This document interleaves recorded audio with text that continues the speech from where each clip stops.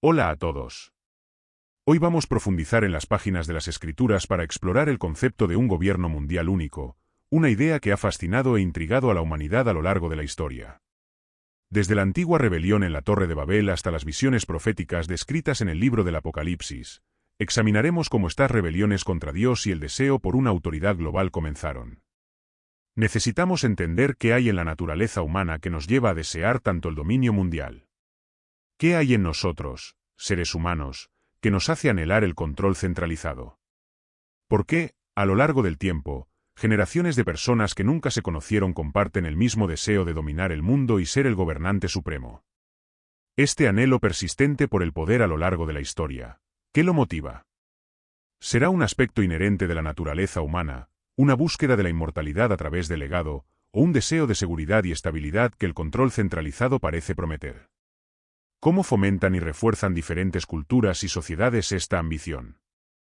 ¿Está arraigada en las estructuras sociales, en las ideologías o en los valores transmitidos a lo largo de las generaciones? Creo que esta búsqueda incesante por el poder, que ha causado tanto derramamiento de sangre y sufrimiento a lo largo de la historia, puede atribuirse a Satanás, el engañador, la serpiente. Mucho antes de que el primer hombre y la primera mujer fueran creados, Lucifer era un querubín, perfecto en belleza, cubierto de piedras preciosas. Tuvo el privilegio y el honor de estar en el monte sagrado de Dios y era perfecto en sus caminos desde el día en que fue creado. Sin embargo, Lucifer, a pesar de su belleza y posición privilegiada, deseó más. Quiso ocupar el lugar de Dios, deseó ser como el Altísimo. En Isaías 14, 12-15, leemos: «¿Cómo caíste del cielo, oh Lucifer, hijo de la mañana? Has sido cortado por tierra, tú que debilitabas a las naciones. Pues dijiste en tu corazón, subiré al cielo, en lo alto, junto a las estrellas de Dios, levantaré mi trono, y en el monte del testimonio me sentaré, a los lados del norte, sobre las alturas de las nubes subiré, y seré semejante al Altísimo. Mas tú derribado eres hasta el Seol, a los lados del abismo». Este es el primer ejemplo registrado de orgullo. El orgullo está detrás de la caída de Satanás y del gobierno del Anticristo en Apocalipsis.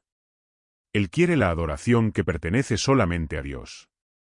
El orgullo está detrás de cada rey, reina, emperador o gobernante que haya intentado dominar el mundo bajo su mando. Para entender el sistema del Anticristo, debemos reconocer que la verdadera comprensión solo puede obtenerse examinando rebeliones pasadas. Haciendo esto, podemos discernir patrones y observar una fuerza recurrente en el mundo, una fuerza que ha presionado persistentemente por un gobernante global. Este espíritu duradero siempre ha buscado una autoridad global singular. En el libro del Génesis, encontramos la historia de la Torre de Babel. Babel, también conocida como Babilonia, se refiere tanto a una ciudad como a un reino mencionados en la Biblia. Babel fue fundada por Nimrod, una figura significativa de la descendencia de Cas. Mitos sobre él se han contado a lo largo de los siglos, y aparece como personaje en la mitología de muchas culturas antiguas. La Biblia no entra en grandes detalles sobre él, lo que ha generado muchos mitos y suposiciones a su alrededor. Se han creado leyendas sobre este hombre, incluyendo la idea de que él creía que si lanzaba una flecha a las nubes, ésta regresaría manchada con la sangre de un ángel. Esta cita, sin embargo, no está en las Escrituras, pero al investigar sobre Nimrod, encontré una cita interesante que algunos comentaristas usan. Una de las razones por las que algunos estudiosos describen a Nimrod como un tipo de anticristo es por el significado de su nombre. Nimrod significa y el rebelde y hoy nos rebelaremos, y los proponentes de esta visión argumentan que esta es una descripción adecuada para un hombre que prefigura al inicuo, quien se opondrá y se exaltará por encima de todo lo que se llama Dios, como se ve en 2 Tesalonicenses 2, 4, y que se levantará contra el príncipe de los príncipes, como se ve en Daniel 8 y 25. Nimrod era un poderoso cazador delante del Señor, y hay muchos mitos extraños que lo rodean, como se mencionó anteriormente, de que él creía que si lanzaba una flecha a las nubes, ésta regresaría manchada con la sangre de un ángel. Sin embargo, incluso su reino cayó en los anales de la historia. Grandes hombres se han levantado y grandes reinos han surgido, pero todos han caído, y, finalmente, Dios ha permanecido en su trono. De acuerdo con la Biblia, Nimrod fue un gobernante poderoso en la tierra de Babel. El propio nombre Nimrod lleva una connotación de rebelión, significando y vamos a rebelarnos. Históricamente, Nuestro conocimiento sobre Nimrod está limitado al relato bíblico, con poca documentación sobre su vida y acciones específicas fuera de esta narrativa. La historia de la Torre de Babel en Génesis simboliza el intento de la humanidad de desafiar a Dios y establecer su propio poder y gloria. Nimrod está frecuentemente asociado con esta rebelión, sirviendo como una figura simbólica que representa el desafío humano contra la soberanía de Dios. Un grupo de personas bajo el gobierno de Nimrod se unió en su deseo de construir una torre que alcanzara los cielos. Su motivo era doble: hacerse un nombre y desafiar la orden de Dios de dispersarse por toda la tierra. Esta rebelión contra la soberanía divina ilustra el anhelo de la humanidad por un poder centralizado desprovisto de autoridad divina. Vamos a explorar los pasajes bíblicos que arrojan luz sobre esta rebelión, destacando el deseo humano por un gobierno mundial único, fuera del gobierno de Dios. En Génesis 11:4, leemos: «Y entonces dijeron: Vamos, construyamos para nosotros una ciudad y una torre cuyo tope llegue hasta el cielo, y hagámonos un nombre, para que no seamos dispersados sobre la faz de toda la tierra». Este versículo revela la intención del pueblo de establecer su propia identidad y reputación, desconsiderando el plan de Dios para que se multiplicaran y llenaran la tierra. Su deseo por un gobierno centralizado y por prominencia ecoa su rebelión contra la soberanía divina. En Génesis 11:5-6, leemos: «Y descendió Jehová para ver la ciudad y la torre que edificaban los hijos de los hombres. Y dijo Jehová: He aquí, el pueblo es uno, y todos estos tienen un solo lenguaje, y han comenzado la obra, y nada les hará desistir ahora de lo que han pensado hacer». La respuesta de Dios demuestra su conciencia del espíritu rebelde y del peligro potencial que representa. Él reconoce la unidad de ellos y la fuerza que proviene del trabajo conjunto para un objetivo común, destacando el anhelo humano por el poder centralizado y las posibles consecuencias que pueden surgir de ello. En Génesis 11:8-9, leemos: «Y así los esparció Jehová desde allí sobre la faz de toda la tierra, y dejaron de edificar la ciudad. Por esto fue llamado el nombre de ella Babel, porque allí confundió Jehová el lenguaje de toda la tierra, y desde allí los esparció sobre la faz de toda la tierra». Estos versículos revelan la consecuencia de su rebelión. Dios intervino, confundiendo su lenguaje, haciendo que abandonaran la construcción de la torre y dispersándolos por la tierra. El propio nombre Babel lleva el significado de confusión, simbolizando el resultado de su desafío. Este relato de la Torre de Babel sirve como un recordatorio significativo de la inclinación de la humanidad de buscar poder centralizado y de rebelarse contra la autoridad divina de Dios. Demuestra el deseo inherente dentro de nosotros de hacernos un nombre, a menudo a expensas de la obediencia a los mandamientos de Dios. El deseo de un gobierno mundial único no terminó con la Torre de Babel. A lo largo de la historia, individuos y grupos han intentado establecer tal autoridad global. Consideremos algunos ejemplos. El Imperio Romano. Bajo líderes como Julio César y Augusto, el Imperio Romano buscó expandir su alcance a través de Europa, Asia y África, estableciendo una vasta autoridad centralizada. La visión de Roma era crear una civilización unificada bajo un único gobierno. Gengis Khan y el Imperio Mongol, originalmente llamado Temujin, Gengis Khan unió a las tribus mongolas dispersas a principios del siglo XIII, mediante una combinación de alianzas estratégicas, destreza militar y fuerza absoluta. Bajo su liderazgo, el imperio se expandió rápidamente, convirtiéndose en uno de los mayores imperios contiguos de la historia. Las campañas militares de Gengis Khan se caracterizaron por su velocidad, eficiencia y brutalidad. Sus conquistas se extendieron desde Europa Oriental, pasando por Asia, incluyendo partes de la China moderna, Rusia, Oriente Medio y las periferias de Europa. La visión de Gengis Khan no era meramente de conquista territorial, sino de establecer un imperio unificado bajo su gobierno centralizado. Gengis Khan y sus ejércitos mongoles son frecuentemente citados por el impacto devastador en las poblaciones de los territorios que conquistaron. Aunque los números exactos son difíciles de determinar debido a la falta de registros históricos confiables, se estima que las invasiones mongolas resultaron en la muerte de aproximadamente 40 millones de personas. Considerando que la población global durante la época de Gengis Khan, a principios del siglo XIII, se estimaba entre 300 y 600 millones, esto significa que las conquistas mongolas llevaron a la muerte de alrededor del 9% al 13% de la población mundial en ese momento. Estos ejemplos históricos ilustran cómo el deseo por un gobierno mundial único y el poder centralizado ha sido una fuerza impulsora detrás de muchos de los mayores imperios de la historia, frecuentemente resultando en grandes conflictos y derramamiento de sangre. El relato bíblico de la Torre de Babel y los ejemplos históricos subsecuentes nos recuerdan las consecuencias de tal búsqueda por el poder centralizado, que a menudo ocurre a expensas de la paz y de la obediencia a la voluntad divina. Sí, escuchaste correctamente. Los mongoles bajo el mando de Genghis Khan mataron entre el 9% y el 13% de la población mundial de la época.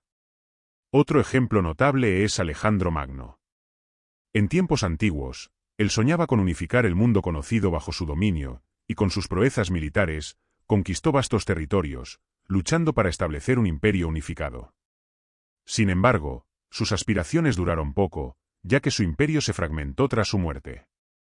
A principios del siglo XIX, Napoleón Bonaparte ascendió al poder buscando conquistar Europa y más allá. Su ambición era establecer un gobierno centralizado, poniendo varias naciones bajo su control. Sin embargo, su gran visión también se desmoronó. Aunque estos intentos han fallado, hay un hombre que, según las Escrituras, tendrá éxito. Ese hombre es el Anticristo. En el libro del Apocalipsis, encontramos el ascenso del Anticristo, un líder poderoso que engañará al mundo y establecerá un dominio global. Apocalipsis 13 pinta la imagen de un gobierno bajo su reinado, donde las personas serán coaccionadas a adorarlo y seguir su agenda profana. Hay un espíritu que siempre ha presionado por un único gobierno global. Ese espíritu es el espíritu del Anticristo. Aunque la Biblia no menciona explícitamente un gobierno mundial o una moneda mundial, presenta conceptos que se alinean con estas ideas. Por ejemplo, el futuro anticristo ejercerá una influencia significativa. En Apocalipsis 13, 3-4, se refiere a él como la bestia, y está escrito que y toda la tierra se maravilló mientras seguían a la bestia. Y adoraron al dragón, porque él había dado su autoridad a la bestia, y adoraron a la bestia, diciendo, ¿quién es como la bestia? ¿Quién puede luchar contra ella? Esto sugiere que el anticristo tendrá una cantidad considerable de influencia y poder global. Además, Apocalipsis 13, 7-8 afirma, y se le permitió hacer guerra contra los santos y vencerlos. Y se le dio autoridad sobre toda tribu, lengua y nación.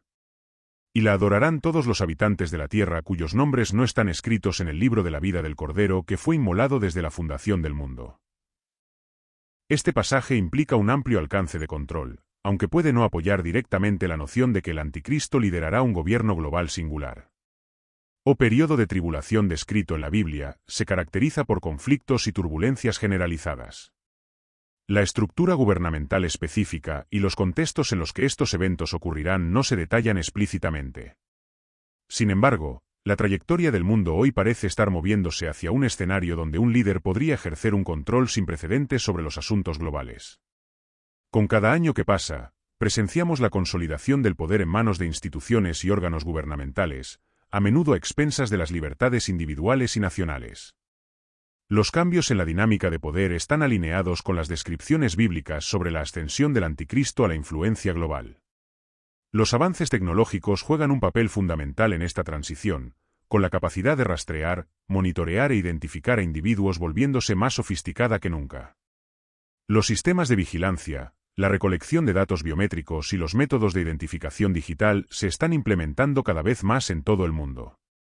Estas tecnologías, a menudo justificadas por motivos de seguridad y conveniencia, pueden ser fácilmente redirigidas para servir a los propósitos del anticristo. El gobierno del anticristo, como se describe en la Biblia, se beneficiará de un sistema de control tan centralizado e invasivo. Considera la creciente prevalencia de monedas digitales y el avance hacia una sociedad sin efectivo.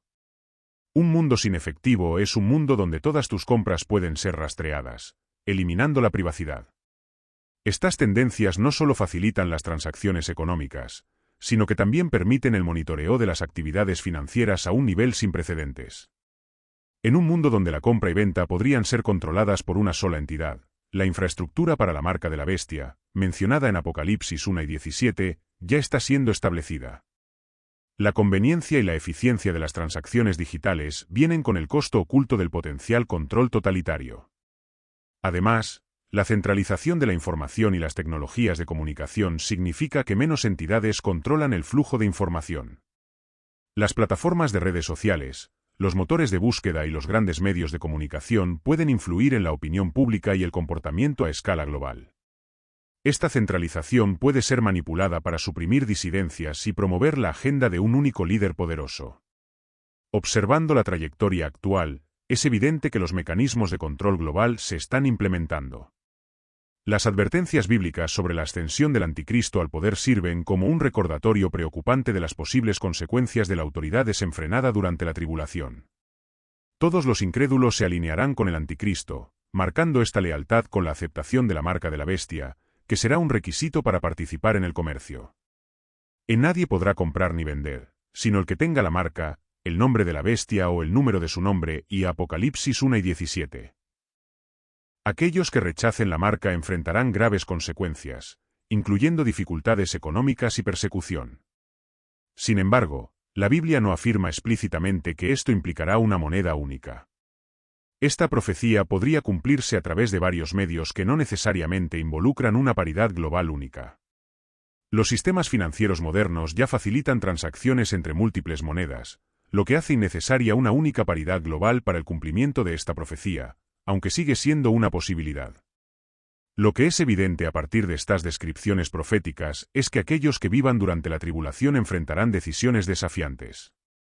Rechazar la adoración al anticristo y negarse a aceptar su marca resultará en sufrimiento y persecución.